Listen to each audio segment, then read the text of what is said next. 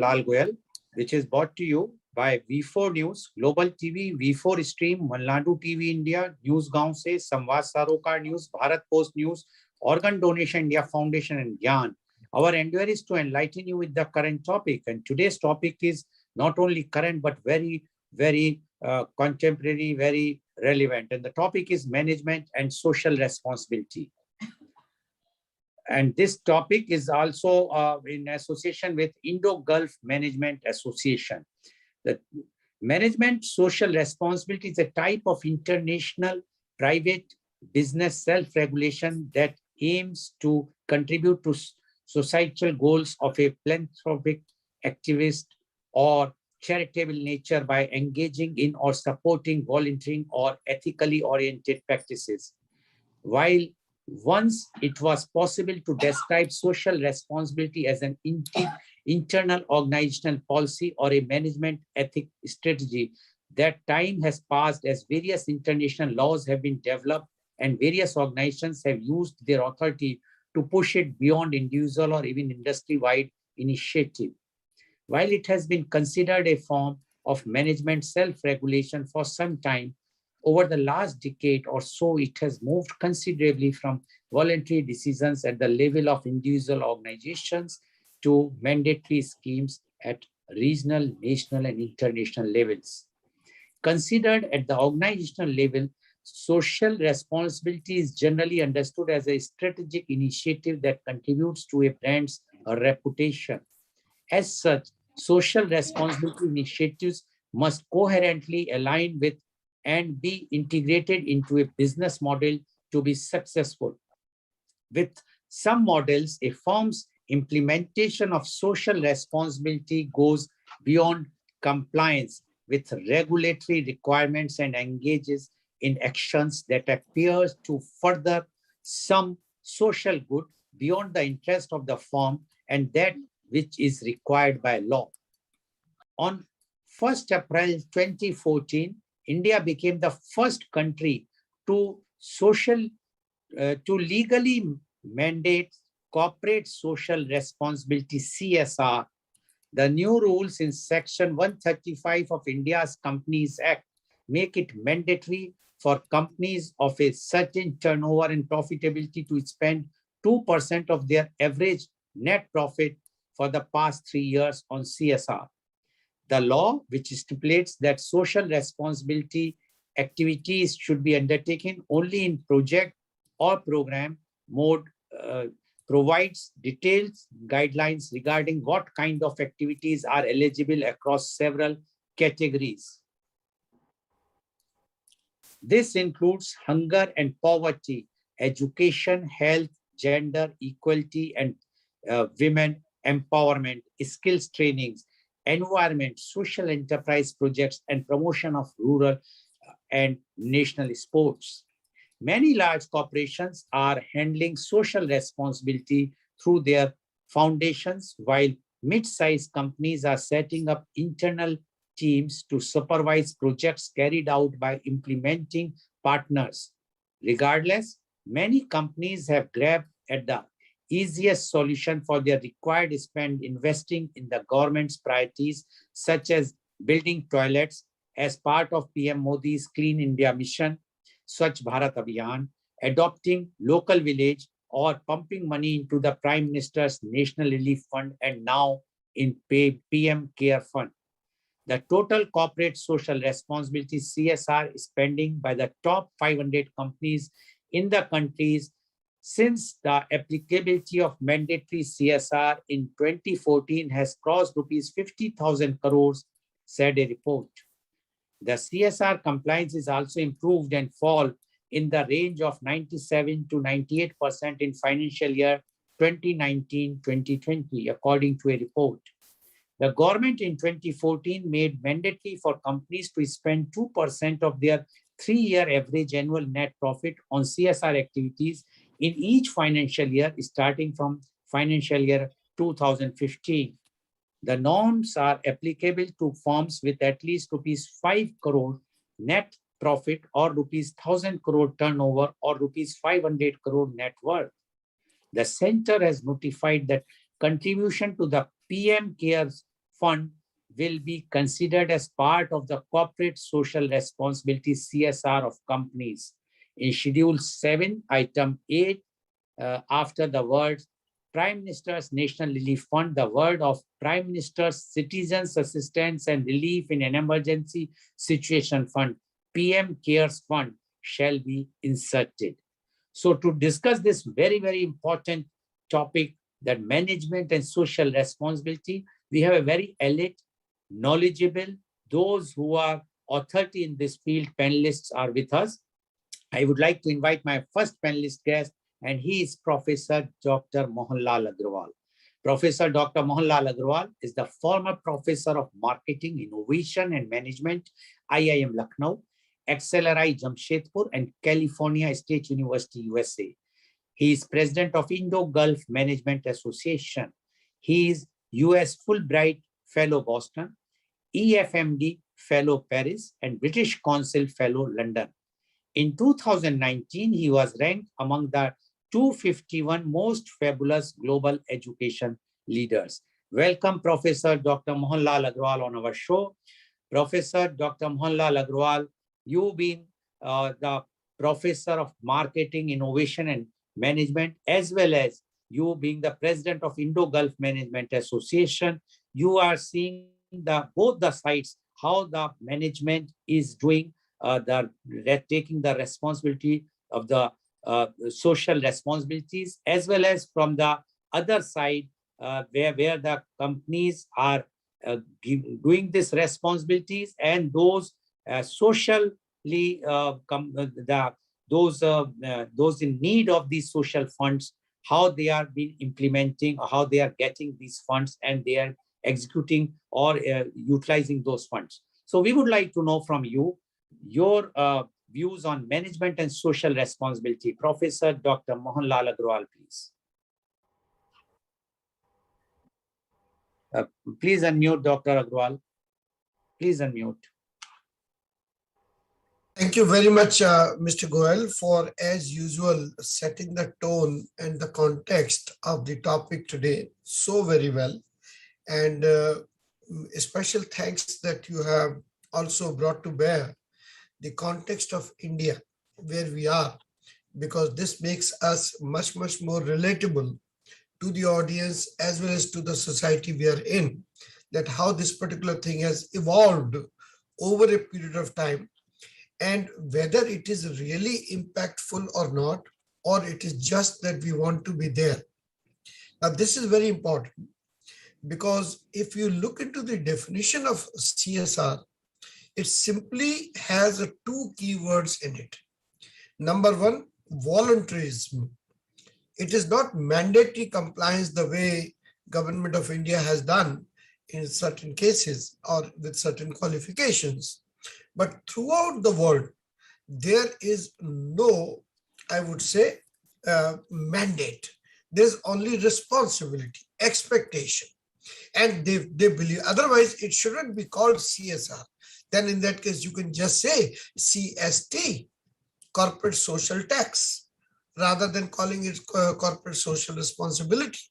But anyway, that is a point to be debated at any other time, that can the responsibility be mandated?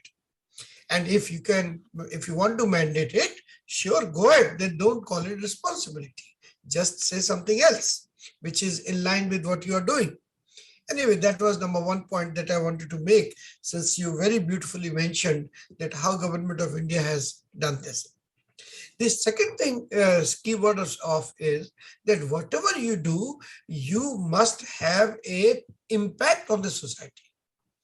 If your impact is not very, very clear, either measurable or visible or even laudable, then perhaps it will become an exercise in self-indulgence.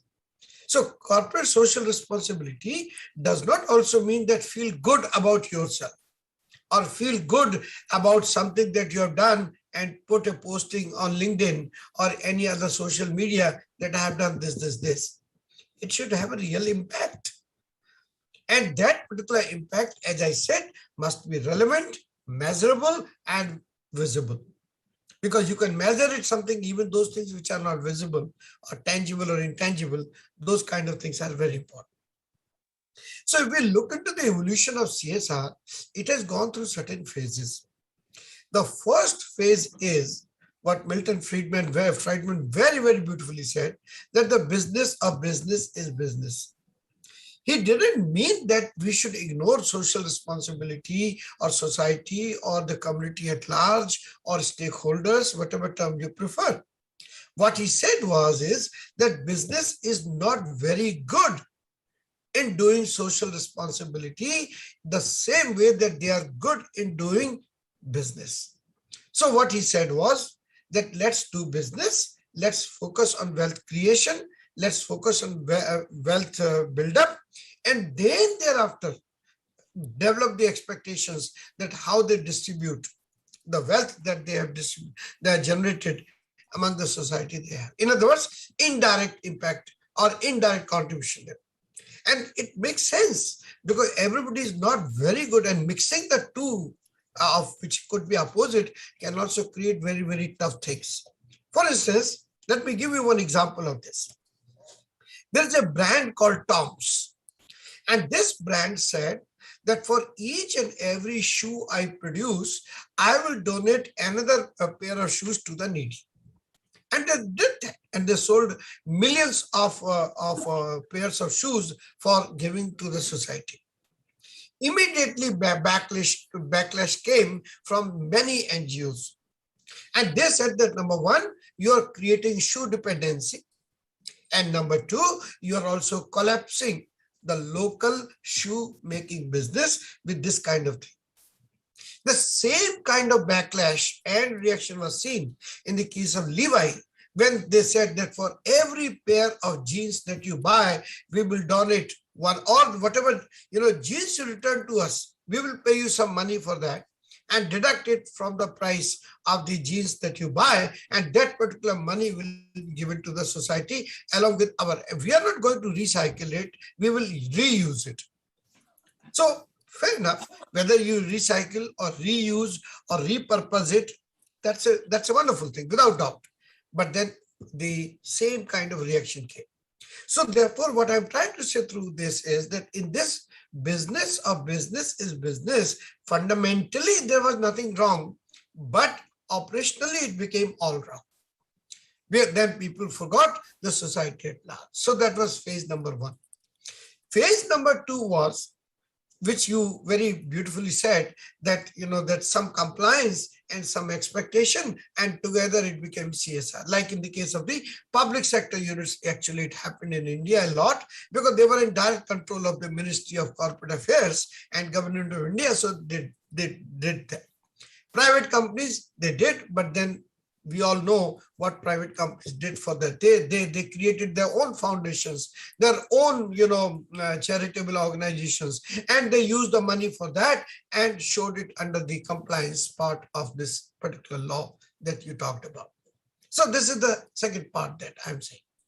The third part, and which I think is the most important part, is that companies now are integrating this kind of socialism or this kind of doing good for the society.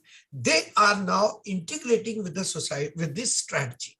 So now corporate social responsibility is no longer an add-on game, no longer something which we may feel good about it, no longer that we are complying, but we are only saying it is good business. And I can reduce my cost. I can improve my reputation.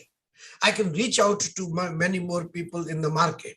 And as a result, this is a totally wonderful business strategy. So CSR is not seen as CSR. CSR is like any other marketing strategy, management strategy, or any other thing that we are talking about. And some very wonderful models came for us.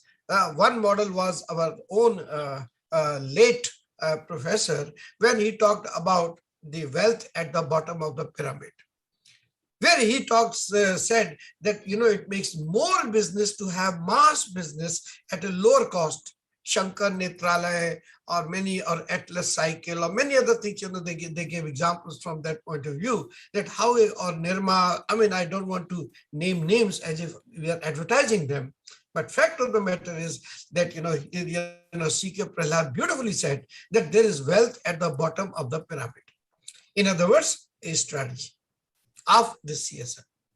This second model which has come to us and where the strategy is what we call 3P model, or planet, people, profit. So what they are saying is that let's take care of sustainability, let's care of environment and advancement under this planet thing. As far as the people are concerned, let's try to help out the community, whether inside or outside.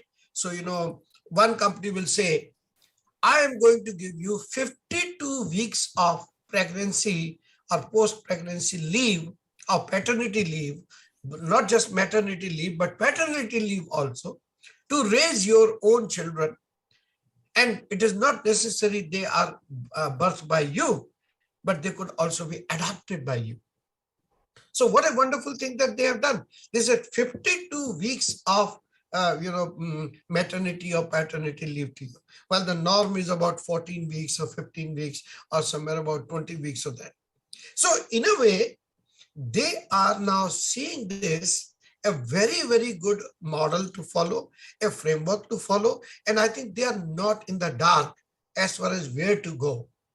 But how to go, that is still a very good question. Okay, shall we take it as a value-added thing? Shall we take it as an add-on thing? Shall we take it as feel-good factor? Or shall we make it a strategy? For instance, look at G, or even many other pharmaceuticals like Johnson & Johnson.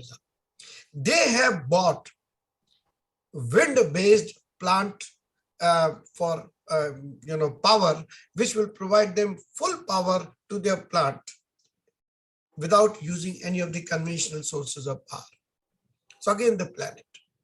Or there are companies which are giving millions of dollars to their own employees to talk about turbines, wind turbines, water turbines. In other words, they are focusing on that area also.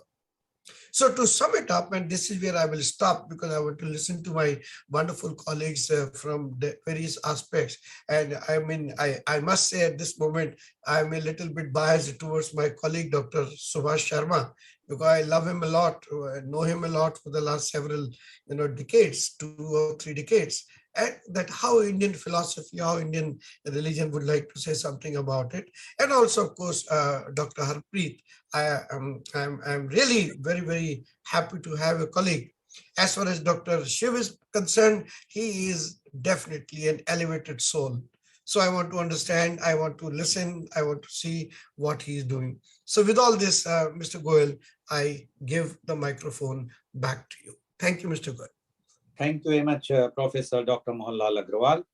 Professor Dr. Mohanlal Agrawal has made a very, very important point. And the important point is why we are calling it as a social responsibility in context with India. And he says the CSR, the corporate social responsibility, is only if you are doing something voluntary. But when it has become a mandatory by the government, it can be termed as a social responsibility tax, because it's not a responsibility, it's a social tax, which the corporate social tax, which every company is supposed to give them, rather they are compulsorily, they have to roll out this amount to the government. And that too, not to the government designated areas. But he has also made one point that the big corporates, what they are doing is they have created their own foundations, NGOs, where they are pumping this money and they are showing that they have complied the things. Although there are the public sector units, they have no other options to give the money.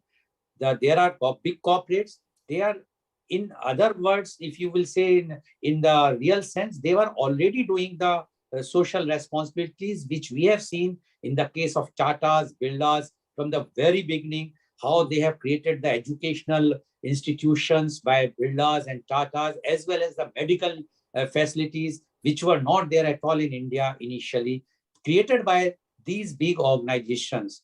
So they were doing already there, but now when the government has put a condition of 2%, whether they are doing it, all the new entrants are doing, or they are just showing it's like a whitewashing the balance sheet and put the money. So that was the one point which he has raised. But he has also mentioned that apart from this compulsory thing, what the companies are doing, they are giving more facilities to their employees, or they are giving the wealth to the bottom up. And he has given the examples, although he says, I would not like to advertise, but in spite of that, he has taken the names of few companies, which I am not going to take now, already he has taken. So, but one point he has made very clearly, and he says the companies, corporates are doing there to do business.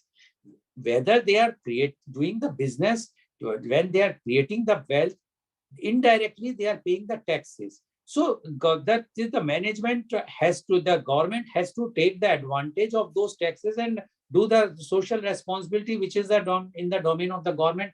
Why the company which is focusing on to create the wealth has to do that work, business, to do business and business, but not to do all social as well as the creation of wealth. He says many of the corporates can't do both the things together. So, according to Professor Dr. Mohanlal Agarwal, in one way, it's a very good thing, but why it is, although he has not made it in a very direct reference, but his point is it should not be compulsory. It should be voluntary. Let the corporate, whosoever wants to do good work to create their, make their brand image, that is their lookout, and that is their own marketing strategy. Thank you very much, Professor Dr. Mohanlal Agarwal, for giving your very, very forthright views. I am seeing a change in you. Earlier, you were quite pro-government. Now you have started talking something which is required, because we have to give the thought. We should give the frank opinions, so that at least the political leaderships, or those who are on the helm of the country, they should also understand what are the real feelings and how the even corporates or many are manipulating these laws which are there. Thank you very much. Now, I would like to invite my next panelist guest, and she is Miss Harpreet A.D. Singh. Ms. Singh is the Executive Director of Air India, New Delhi. Ms. Harpreet Singh is the first lady CEO of an Indian airline, has a doctorate in business administration, which is specialized in ethical business management with divinity, purity, and soul consciousness. Dr. Singh has broken numerous glass ceilings as the first woman pilot and the first lady ground instructor of pilots. She heads a spiritual foundation called HARPS, HARPS, Pure Soul, Love and Service for All, and helps out with meditation and prayer sessions for diverse faith as a part of universal prayers to promote harmony, peace, and purity. Welcome,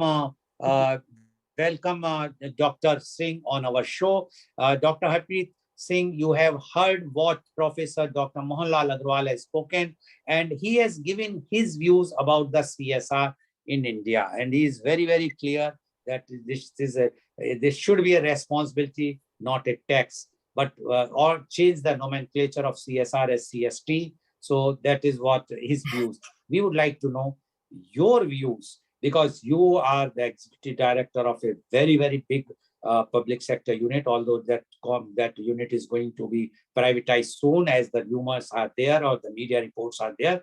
But your views about the management and social responsibility.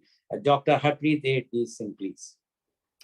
Namaskar, and firstly, a very big thank you to invite me in this august gathering. I'm really privileged and honored, so thank you very much. Is your connection okay, sir? Yes, please. Are you able to hear me? Yes. Yes. Okay. Yeah, thank you. Okay. Yes, please go ahead. Yes. So, when we talk about corporate social responsibility, so the name itself, has an image around it. It's a responsibility. It is something which comes with a social obligation. So it has to come from the heart. My gut feeling on anything to do with CSR, I have worked in a public sector unit, but before that, I've also worked in private. And PSU, I've had a very long stint. I was in Air India now for almost 27 years, and I've been the CEO of Alliance Air, again coming back to Air India in a different position because of the disinvestment and so many things going on. Now, the point remains is very rightly, Dr. Mohan put up, is it really supposed to be mandatory or voluntary? I can take the example of Air India, my own company, simply because I'm aware of what goes on and how we think about the CSR magical word. This started only in 2014 as a law, right? But Air India has been in existence for years. And if you look at whether it was the original Tata company or even after the government made it a PSU, and for years and years, Air India has stood by corporate social responsibility voluntarily. In fact, to be honest, because we did not make profits for the last so many years, there is no mandate on us to do anything to do with CSR. But yet we continue to do it. So, what happens here is what distinguishes an organization is its commitment to the real CSR.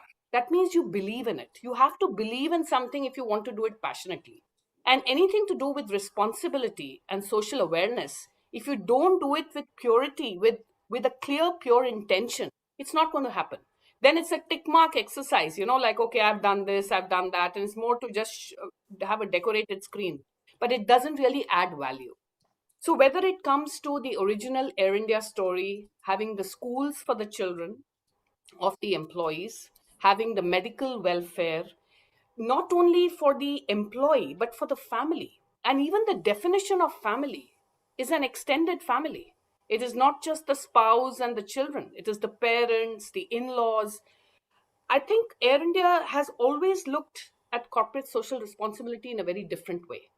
And if we look traditionally also, our encouragement to sports, culture, making sure that we gave employment to those who were, doing so well for our country in other fields, but did not have a source of earning, giving them alternative jobs in Air India. We have had a big CSR work and project linked to that. We have actually sustained these sportsmen and cultural specialists for so many years.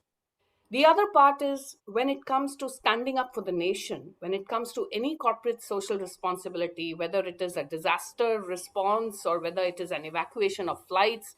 As you know, that we are the Guinness Book World Record holders for the Kuwait evacuation. And let's not talk that far back. Let's talk about the recent COVID.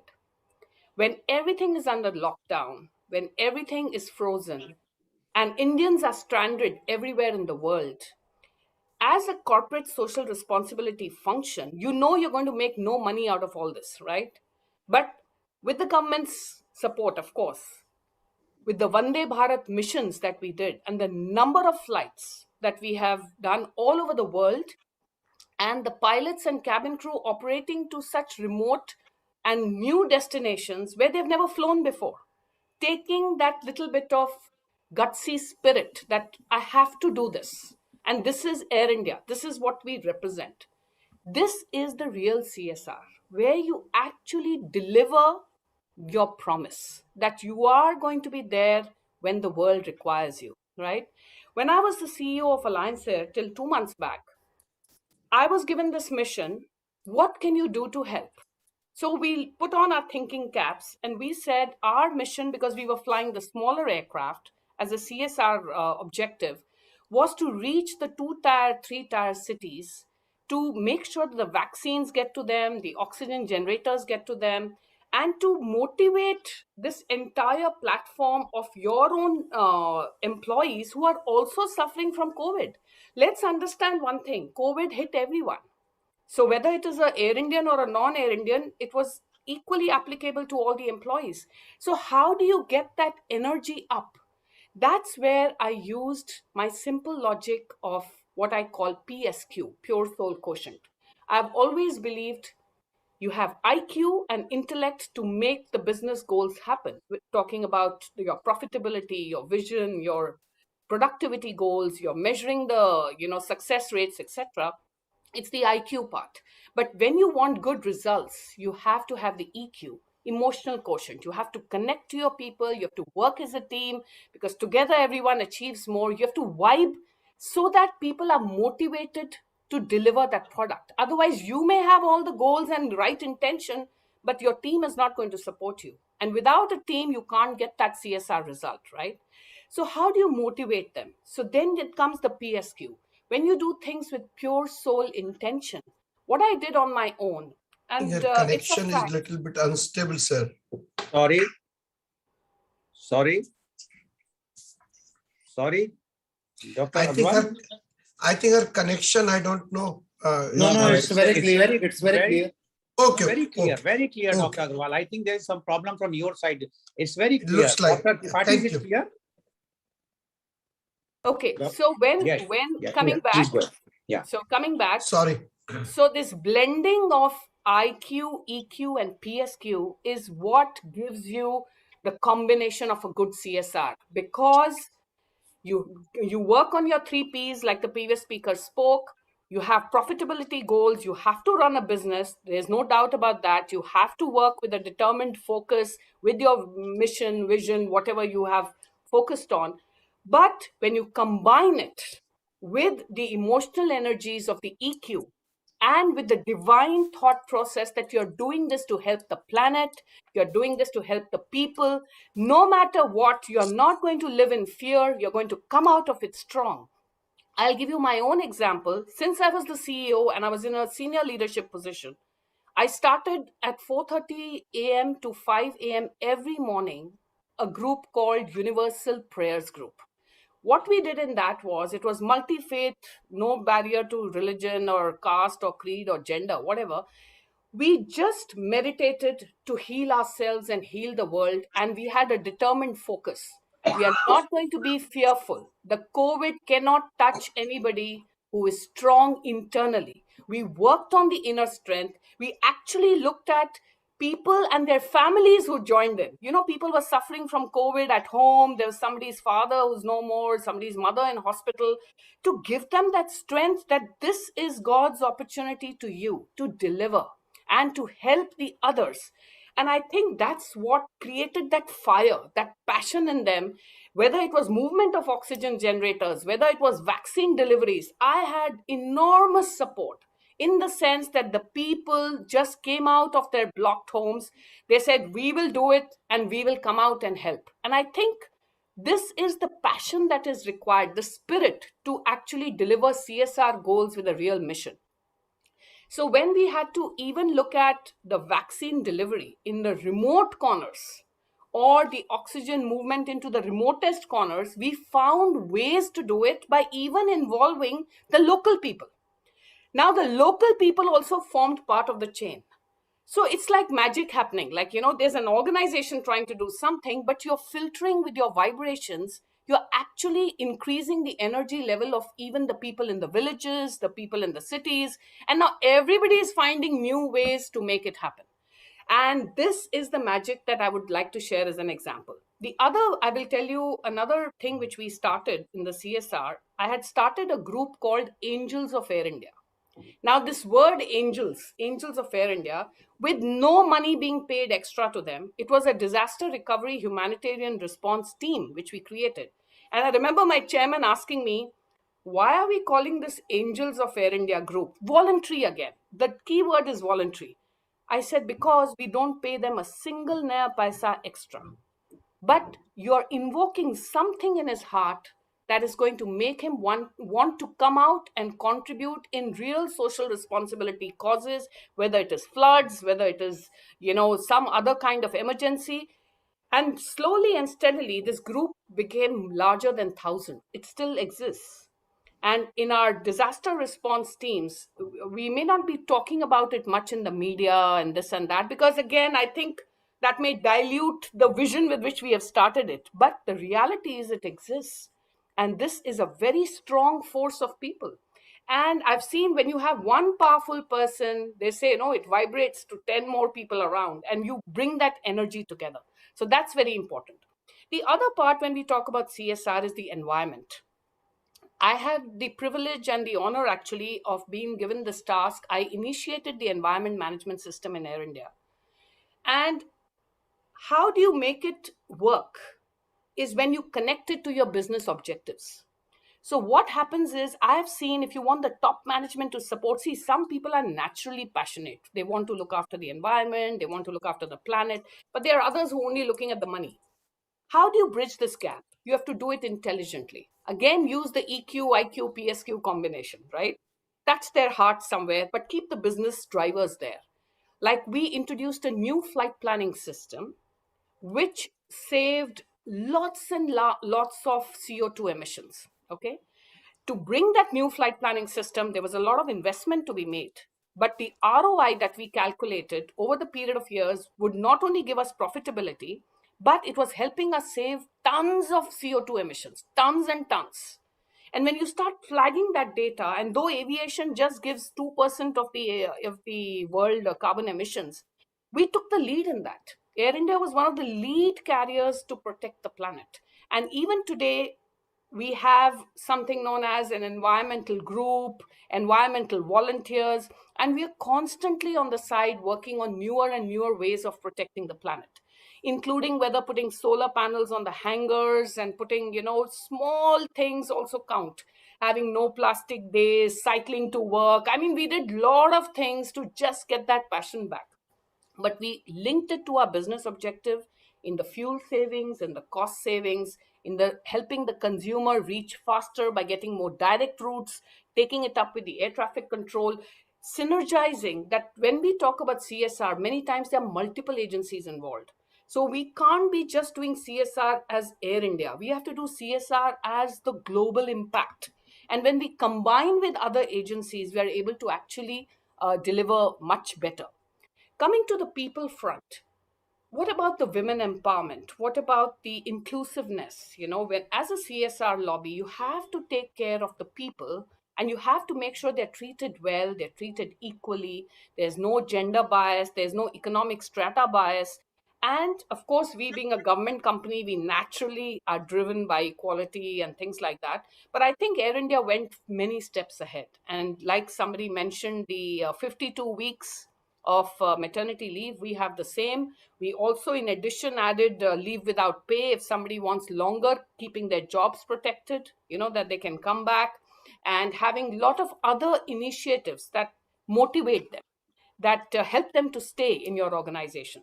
So without taking too much time, I would just like to summarize this by saying that in aviation especially, we say, you're connecting people. So you're actually connecting hearts, right? So if you work from your heart along with your mind, body, soul connection, CSR actually is what good human beings are meant to do. And if you can somehow connect that, not just looking at your organization in silo, but looking at the whole world, you will find easier ways to connect to deliver a more effective result.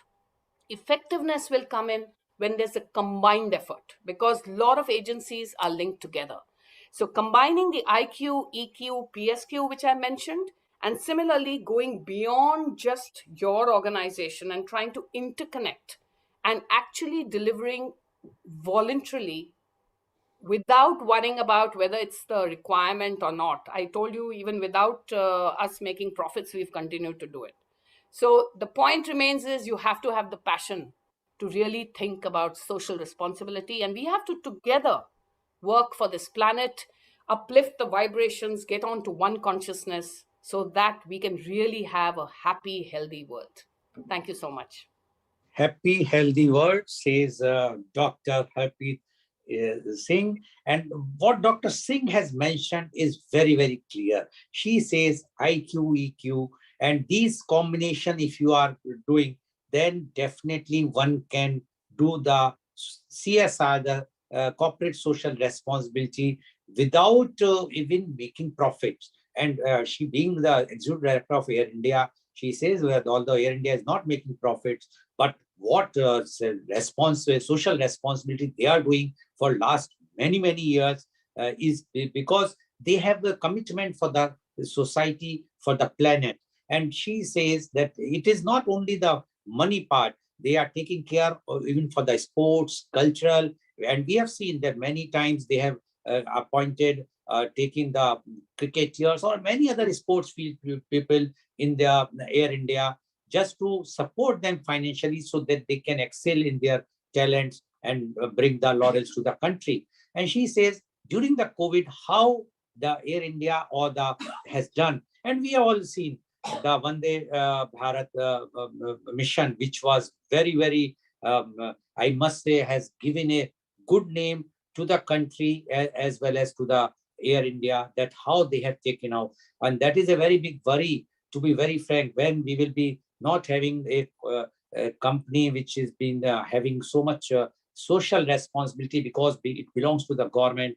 What is going to happen if, for God forbids, tomorrow the same type of crisis will come, whether the private players, because as per the Professor Dr. Mohanlal Agrawal, their business is to create wealth. Whether they will be able to do such type of evacuation, I doubt, because nobody would like to venture where the losses are there only to give the some goodwill or to give the benefits to the society. It's a very, very, again, a question. I'm sure we will keep on topic on this in future and discuss this. What is going to happen if we will not have any PSUs in future?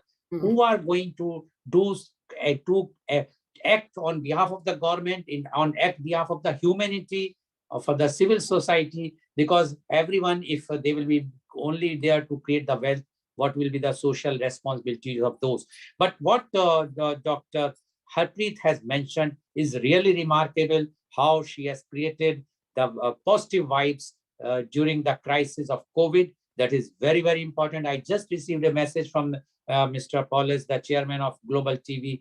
He has appreciated the views expressed by Dr. Harpreet. And this shows that if you are not only applying your brain, but if you are talking from heart, it will give you such type of things which is not required. And she also mentioned, as Professor Dr. Mohanlal Agrawal, that why compulsion? It's a voluntary, and people are doing, and people, not only the corporates, I can say even the individuals have done. Yes. And same thing the Air India or airlines have shown.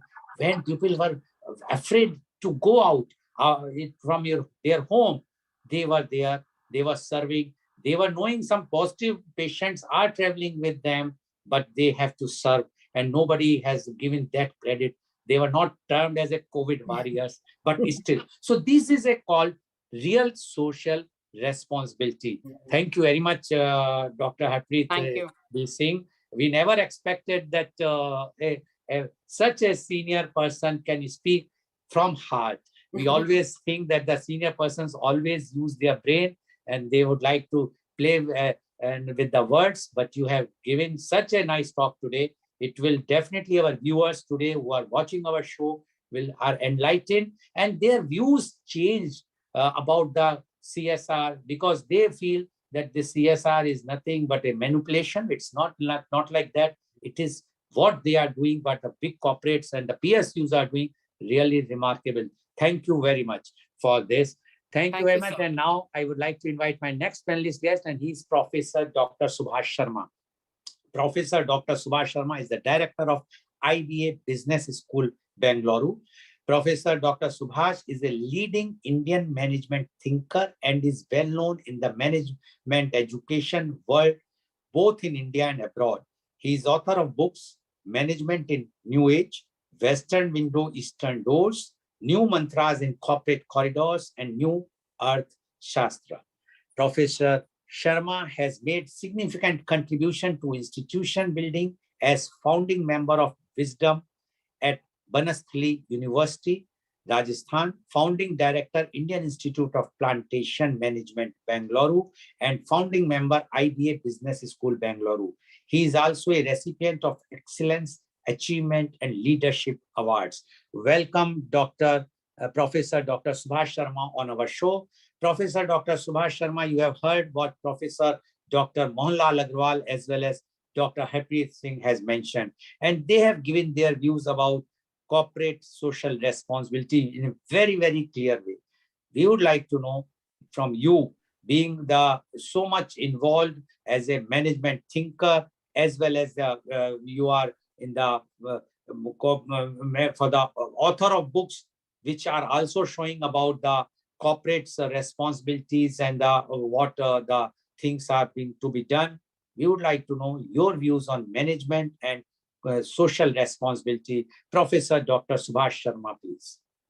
Thank you very much. The institute name is Indus Business Academy, and not the one which you mentioned, IBA Business School. Okay, because sorry, Dr. Sharma, I have received your profile. I'm just making that correction. Okay. Indus Business Academy. Now, to understand the logic of CSR, we need the concept of what we can call G by T ratio. G by T ratio, G stands for give, T stands for take. So what is the G by T ratio? Now there are three types of organizations or corporations.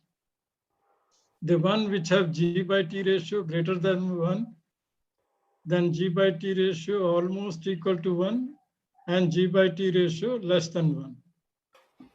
So, so when G by T ratio is greater than 1, the corporate social responsibility comes naturally to the top management of such institutions and organizations. When G by T ratio is less than 1, that means these are the corporations which need a guidance. And that is where I think the government of India made it mandatory, because they found that not everybody or every corporate has got the G by T ratio greater than 1. So I think it's a combination of both. One is the voluntary dimension, and second one is the mandatory dimension, which is required in case of CSR. Now, in order to understand this idea further, we need what I call 4E model. 4E stands for E1 for efficiency, E2 for equity, E3 for ethics, and E4 for ecology. So there has to be a balance between these 4 E's. Now, when we talk about equity, it is basically the social equity. So the social responsibility part is represented by the left side of this axis. X-axis is efficiency and equity. So the profit dimension is represented by the right side, and the CSR is represented by the left side. And then Y-axis, bottom is the ethics. So the ethical responsibility or the good governance is very much required. And then the fourth is the ecology. So responsibility towards the ecology or the environment. Now we have the 3P model, which Professor Mohan Agarwal mentioned, the profit, people, and planet. But the ethics dimension is missing in that 3P model. So we need to incorporate this ethics dimension. We also need to look at the evolution of the corporates. When we look at the evolution of the corporates, initially it was the shareholders' wealth maximization, which was the basic idea. Then came the second idea, and that is the idea of multiple stakeholders. So there is not just one stakeholder, but there are so many stakeholders, and therefore we need to make all the stakeholders happy. Then came the idea of corporate citizen. So when as a corporate citizen, just like as individuals, when we are citizens, we have certain responsibility towards the society, towards government, like paying taxes and all that. So corporate citizen, the CSR will come naturally to the organization which wants to move up this ladder to the level of corporate citizen. And the next level is the social institution, organization as a social institution. For example, Tata has defined themselves as a social institution. And even before the term CSR was coined, Tatas were doing a lot of CSR activities. Or similarly, some other organizations are also there within India. The phrase which is used in India is the word donation, dan. So in Gujarat, the traders keep a certain percentage, some say 2%, and contribute it to a pool which is used for some social, activities and the CSR aspects. So, so we need to move the corporates towards the not only the corporate citizens or the good corporate citizens, but also social institution. And then the next phase is going to be what we call holistic development and management. So we need to move towards the direction of holistic development and management, and corporates must contribute, must become important institutions in becoming that.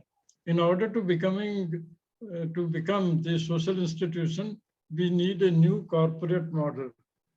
And that new corporate model is having the three dimensions. The first is, of course, the profit. Like Professor Mohan Agrawal mentioned, that business of business is business. So that profit dimension is very important because that is your survival dimension. Second comes the social responsibility, because you are drawing resources from the society, and therefore it becomes your obligation to contribute something in return to the society. So that is the CSR dimension. And the third is the good governance dimension. So this is the new corporate model where we need to combine all the three. To understand the philosophy behind this new corporate model, we need to understand that human life is dependent on three fundamental ideas. First is what we call the total view of life. The total view of life is in terms of transactional, transformational, and transcendental. We can call it T1, T2, T3. T1 representing transactional approach, T2 representing the transformational approach, and T3 representing the transcendental or the spiritual approach. I think Harpreet talked about that spiritual dimension in quite a detail, the heart dimension and the consciousness dimension. Second is again the complete view of life, that is C1 and C2 and C3. C1 represents competition, C2 represents the cooperation, and C3 represents connectivity. And then the P dimension, the personality dimension. So that is lower personality P1, middle personality P2, and higher personality P3. So when we see T1, C1, P1, that is what represents the market. In the market, when you go, you operate on the T1, C1, P1 principle, and that is what we study in the discipline of economics. So the profit comes as a result of following this T1, C1, P1 principle. T2, C2, P2 operates at the society level. And the CSR is basically the idea of transformation, transforming the society so that there is a prosperity, justice, and peace for all the people in the society, and not just for a few, as has been the case in the past. So that is the idea of CSR, that to create prosperity for all, justice for all, and peace for all. And T3, C3, P3, as I said, represents the good governance or the spiritual side of the corporations. So these are some of the ideas which I thought I will share with you. And once again, let me emphasize the idea of G/T ratio and the 4E model as a basis for creating prosperity, justice, and peace for all. And CSR is an important method or methodology to move in that direction. Thank you very much. Thank you very much, Professor Dr. Subhash Sharma, for giving your views. And he has mentioned about G/T as well as the 4Es. And he says that Professor Agrawal, he has mentioned about the 3 Ps, but he has missed the ethical part. In business, ethics is also involved. And he says that in India, although people were doing it, social responsibility, even without the law also earlier they were doing. And he has also mentioned how in Gujarat, the people are contributing a certain percentage of income, which will be used for the benefit of the society at large. And although he has not mentioned, but yes, in India we have seen even in Gurudwaras how for any crisis how they have come out and they have helped everywhere, even during the COVID time. Even in Islam, the Muslims, they always contribute some part of their earnings, profit, so that it will be used for the benefit of their own society. So everyone already has such type of thing, but he says the companies has to do, because few of the companies who are not doing it for that's why it's mandatory. Otherwise, already the companies which are doing, they were already doing. So that's why the CSR is being implemented in India. And he has explained in all that, even the technical words also, how the profitabilities can go up in case by using all these things. So thank you very much, Professor Dr. Subhash Sharma, for giving your views. I'm sure that our viewers are getting very much enlightened today by listening all the legends of in this field, and knowing how the CSR or the corporate social responsibility is taking place, especially in India. Thank you very much, Professor Dr. Subhash. Now I would like to invite my next panelist guest, and he's Dr. Shiv K. Tripathi. Dr. Tripathi is the leader of Humanistic Management Network NCR India. Dr. Shiv K. Tripathi leads Humanistic Management Network India's chapter lead.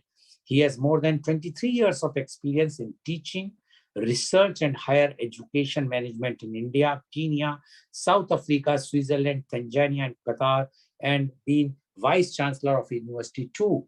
He has more than 75 publications, including 6 books.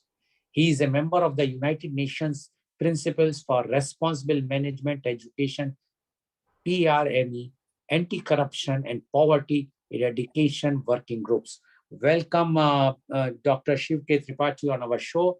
Dr. Tripathi, you have heard earlier panelists, Professor Dr. Mohanlal Agrawal, Dr. Harpreet Singh, as well as Professor Dr. Subhash Sharma. And they have given their views on the management and social responsibility. We would like to know from you your views on management and social responsibility. Dr. Shiv K. Tripathi, please. Thank you very much, Mr. Lal Goelji, for inviting me to this program. And very good morning, good afternoon, good evening to all the panelists and audience who are watching this show. After 3 wonderful speeches, addresses, touching on the different dimensions, different parts from theory to practice to philosophy of social responsibility, my task is both now very challenging as well as very simple. So I would like to start with the topic of the theme of this today's discussion: management and social responsibility.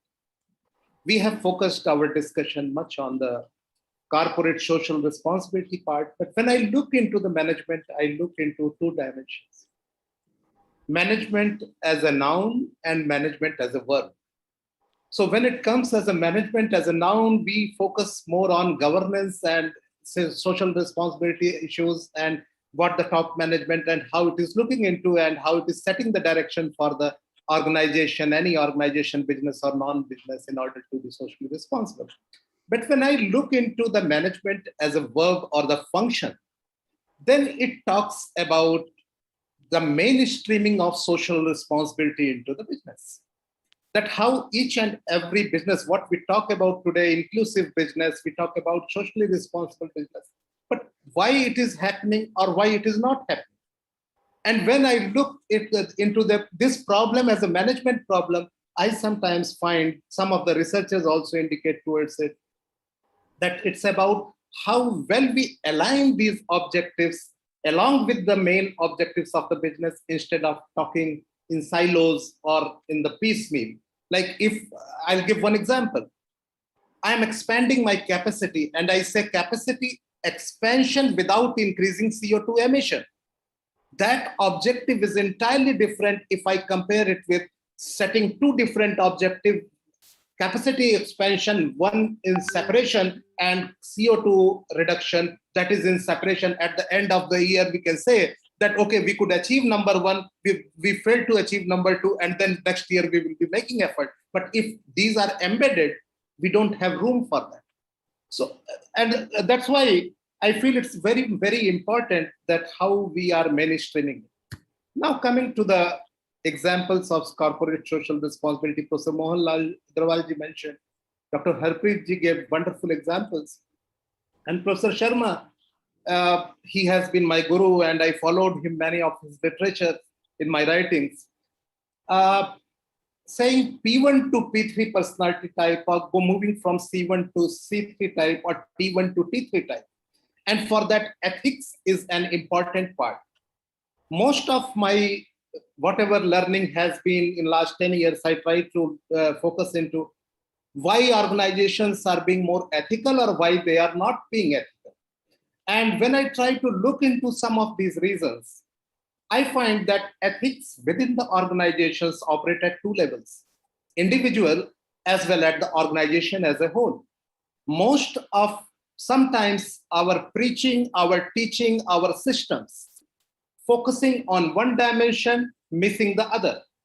And unless we align these two, it's about philosophy, it's about the knowledge creation, but at the same time, it's also about developing scientific systems for monitoring, for compliance of the social responsibility and ethics within the organization. When today we are talking about ESG compliance globally or social responsibility reporting, it's fine. We say that ideally every organization should be very, very spiritual organization should be contributing to the social responsibility. But at the same time, the reality is that those nations who are producing maximum of the arms and ammunition, they are investing maximum on the peace building. So we are living in a world of contradictions.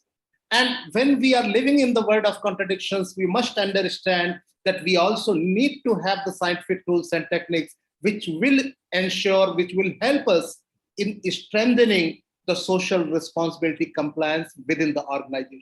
So that's my view on, that's my learning on why organizations behave ethically or unethically. And I'm not generalizing these findings. I'm saying that still there are very good proactive organizations which are making a lot of contribution. Still there are organizations which are misusing the social responsibility or just they are getting. Now coming to the other part. Coming to the social responsibility evolution in India, and I completely agree with Professor Agrawal when he mentioned that a good business does not need any compliance. It has to be embedded. And when Milton Friedman, he quoted 1973 article in New York Times, business of business is doing business. That's also about the same, that if businesses are doing socially responsible business, business is an essential function to maintain social responsibility and equilibrium. And if they are being transparent and fair, there is no need for additional social responsibility or any additional such type of framework. But at the same time, if I look into the context of 2013, 2014, when the CSR Act was enacted and was made a part of the Companies Act, why it was forced? Because companies were also paying taxes at that time also. CST was there, but despite the collection of CST, the amount was not being utilized. So it means there was some issue of trust of government on its own system in utilizing that CST collected and being to be used, and they found that there are leakages or more in the system. That's why we need to directly ask the corporates that if they could find a better way, because one thing I would definitely say, despite all good or bad, all positives or negatives, when it comes to efficiency and effectiveness, when you compare public systems with the private system, sometimes the corporates particularly, it could be publicly owned, but the way of corporate functioning and government functioning, rather I should say, the methods are better foolproof in terms of ensuring efficiency and effectiveness. And I think that was the expectation and trust when the government found the way that, okay, minimum is the 2%. If you are doing more, if you are Tata's, if you are Air India, it's better. But at the same time, ensure that these 2% are utilized in a better way. And when I look into the better word, better, it's quite relative. It cannot be 100%. Maybe it may take another 50 years for us to reach there. It's evolutionary process, but comparison shows even when in 2001, when World Economic Forum, Kofi Annan announced the Global Compact formation, there were only 37 CEOs sitting in the World Economic Forum, that hall. And in year 2012, 2013, there were more than 7,000 corporates worldwide who are supporting global compact. So these changes are evolutionary. If we look into the environmental compliance, social responsibility compliance, ESG compliance, today we are in much better position, whether in India or globally. And with this positivity, I feel that our focus should be how we mainstream it in a better way, how we research and create knowledge solutions to mainstream and embed social responsibility in the organization. We all understand this is good. We all understand that what are the challenges. It's only the time for creating the collective effort for moving towards the further goal. So these are some of my initial thoughts. And if given the time, you have a question, definitely I would like to reflect on. Thank you so much once again. And thank you. Thank you very much, Dr. Tripathi, for giving your views. And Dr. Tripathi says there are two types of corporates everywhere. It is one is those who comply and who always do the corporate social responsibility without asking, rather more than 2%. But there are corporates who are not at all doing, and that's why this law was introduced in 2013-14 to see to it that everyone should comply. And according to Dr. Tripathi, he says if Air India is doing more, that is very good for the society. But there are corporates who are not even doing. So that's why, according to him, the CSR is required, and it is something. And he also mentioned one very interesting point. He says that it is a known fact that the corporates are far better managed in comparison to the government organizations. So he says that that's why the government has given them the free hand to put the money wherever they feel, so that it can reach to the society at large. Thank you very much, Dr. Tripathi, for giving your views. Now my question goes to Professor Dr. Mohanlal Agrawal. Professor Agrawal, you have mentioned about the taxation responsibility. Are you there, Dr. Agrawal? Professor Agrawal, your video is switched off. Professor Agrawal? No, I think you are not there. Okay. So, okay. So now I will go, my question goes to Dr. Harpreet Singh.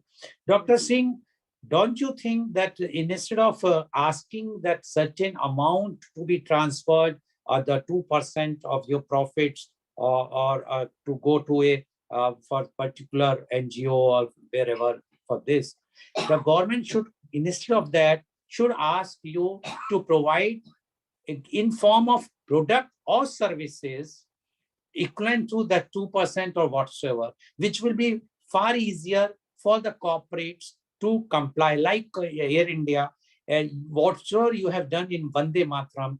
If it would have been termed in that Vande Bharat mission, that it will be your 2% of your cost, what you are incurring, or that will be easier. Or a company who is manufacturing soaps or the sanitizer, if they will be giving those soaps to the designated places which the government says, the civil hospitals or wherever, instead of giving the cash, it will be easier for company to comply, the corporates to comply, instead of taking cash. What are your views about that?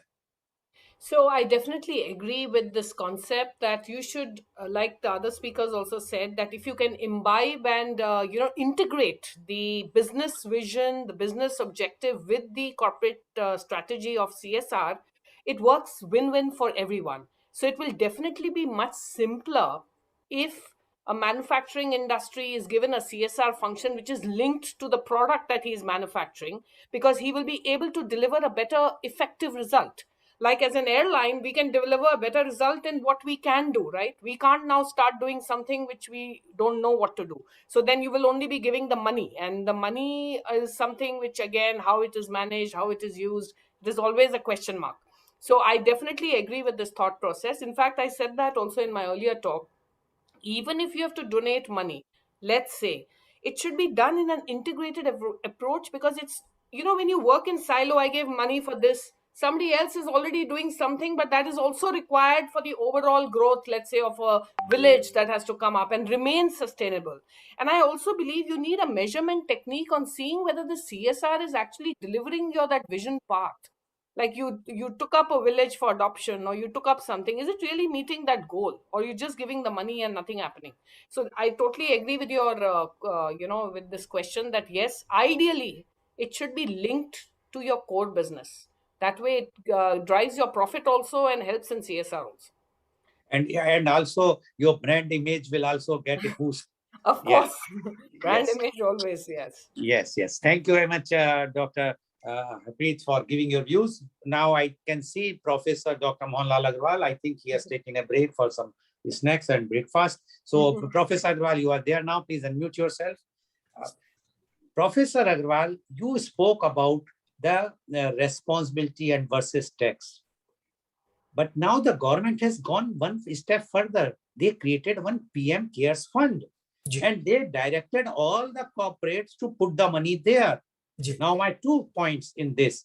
One is about there is no responsibility of this PM Care funds. I did a program recently on RTI. And recently the government has given this thing very clearly that it is not under the ambit of RTI.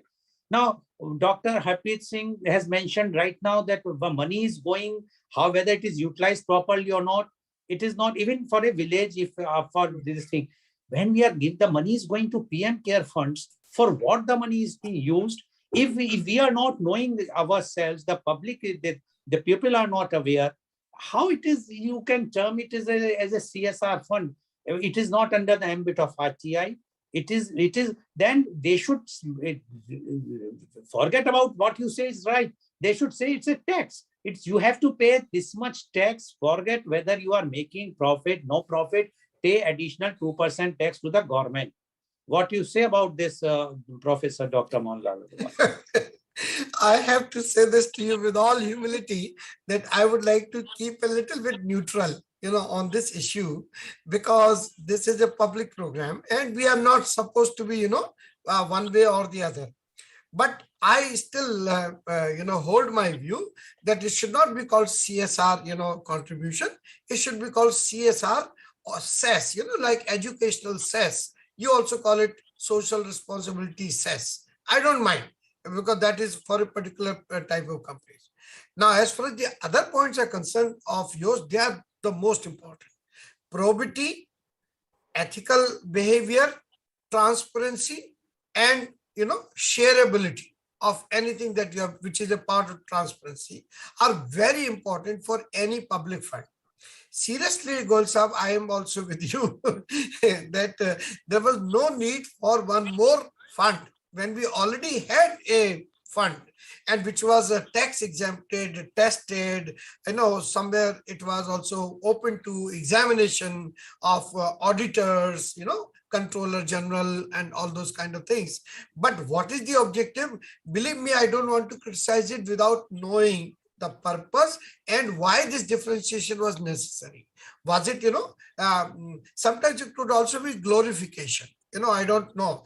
There may not be any bad intention, but it may be just self-glorification that this is in my name or this is what I created.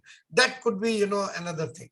But fact is, in the CSR, I believe that organizations now are much more alive to the need of social responsibility, whether it is Air India or whether it is Indian Airlines earlier or Alliance Air, whichever, Dr. Harpreet very beautifully mentioned her own contribution as a person as well as an executive of that. I understand that. But I believe one more thing, which is not happening. And that is where I would like something, there are companies under the radar and there are companies over the radar. My worry is about companies or organizations under the radar who, in the name of being some unorganized sector, are not providing enough direct, visible, measurable impact on the welfare or wellness of the society. I want to talk about that also. For instance, I will name names. SMEs. SMEs are not doing enough, in my opinion, in terms of corporate social responsibility. It is the medium and large businesses who are under public scanner. They do a lot. Small organizations, they go in the name of one or the other.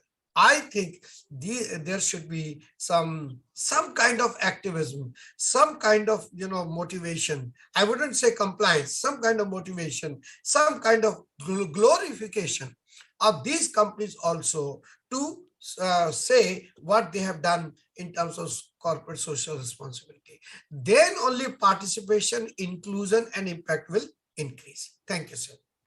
Thank you, Professor Dr. Mohanlal Agarwal. Although you have contradicting your own views, earlier you have mentioned about that the business is for doing business and to create the wealth.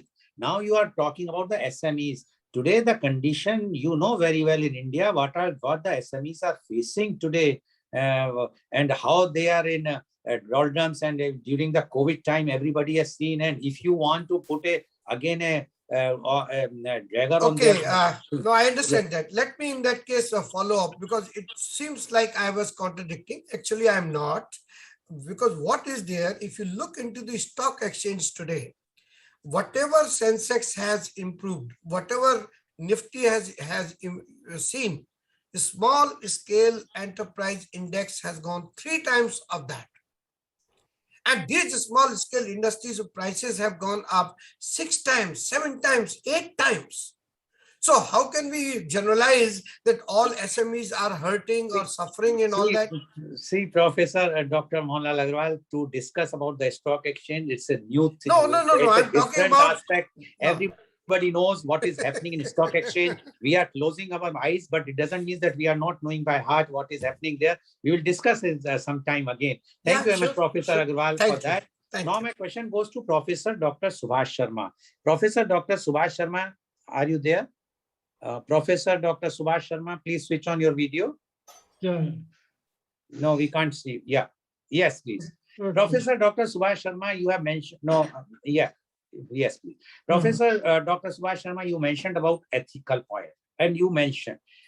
Now tell me, unless we will not give a good ethical education from the childhood, how the person who become the CEO or the director of a company can be ethical?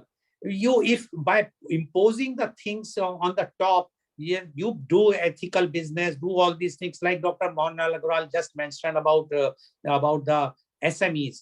Those who are ethical from the childhood, they are doing it. As you have also mentioned that so many companies were doing, individuals were also doing, and people were doing in society. We have seen in COVID how the people have come on the roads in spite, and they have helped the migrants and they whatnot. So don't you think that instead of putting pressure on the corporates, the things should be from the very childhood education system, the primary education, secondary education, even in the higher education, we must give more emphasis on the ethical part, and in the management studies, when the educational, where you are also in a leader, there we should teach the students how the ethical practice is required when they are doing the business. What you say about this, Professor Dr. Subhash? I think first we need to understand what we can call a 2x2 matrix, individual and the organization. So individual can be ethical or unethical. Organization can be ethical or unethical. So if there is individual is ethical, organization is also ethical, then there is a good synergy.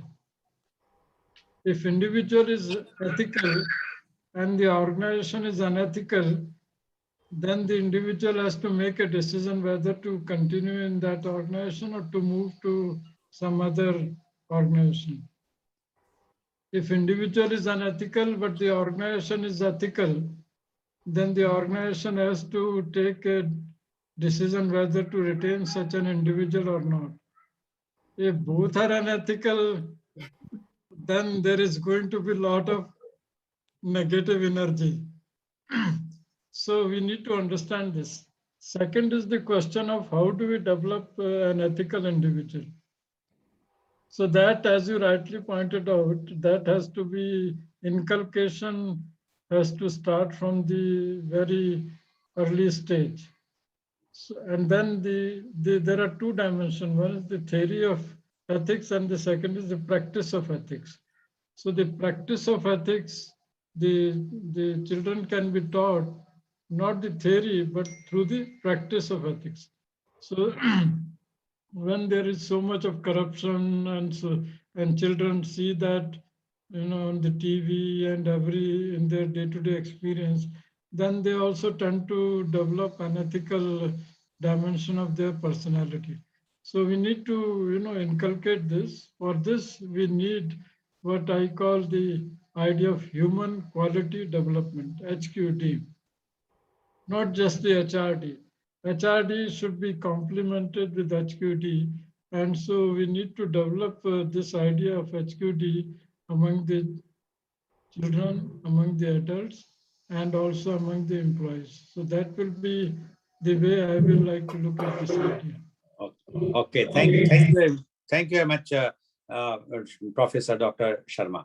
Now, my question goes to Dr. Shiv Tripathi. Dr. Shiv Tripathi, already the taxes are there. And one side, for the big corporates, because this CSR fund is the big corporates, the government has reduced the taxation. Other side, they want that they should do this CSR thing. Why not increase the tax on them by 2% or even 5%, make it 30%, by 25%, and let the government will.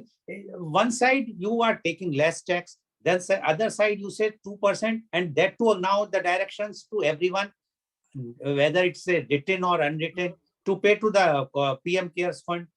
Put it directly that the money should go to the government and let the government is doing.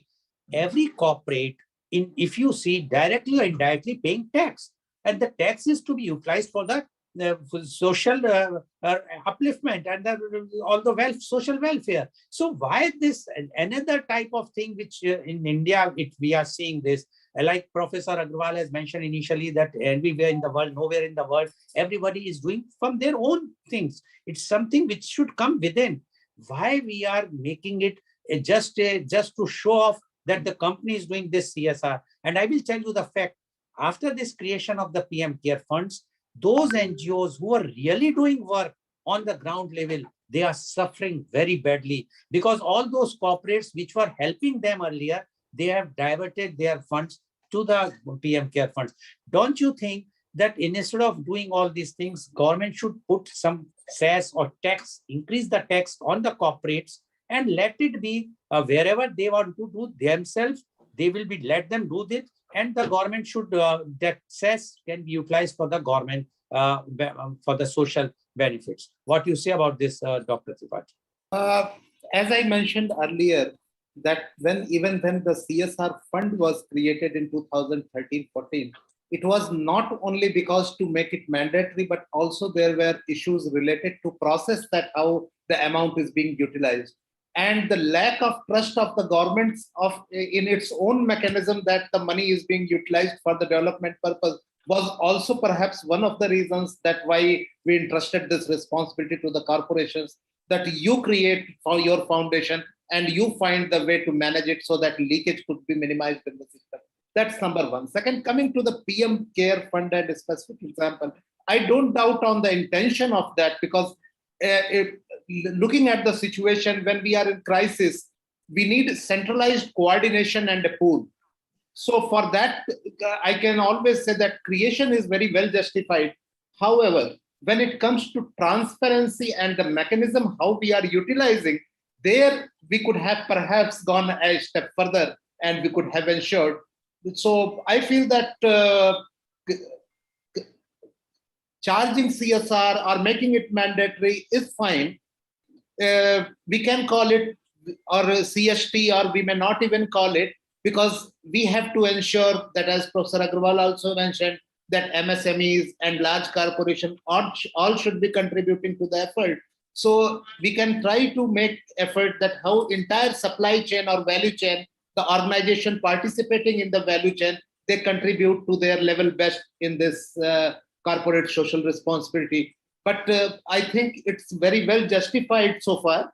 However, the implementation part needs transparency and improvement. Okay, thank you very much.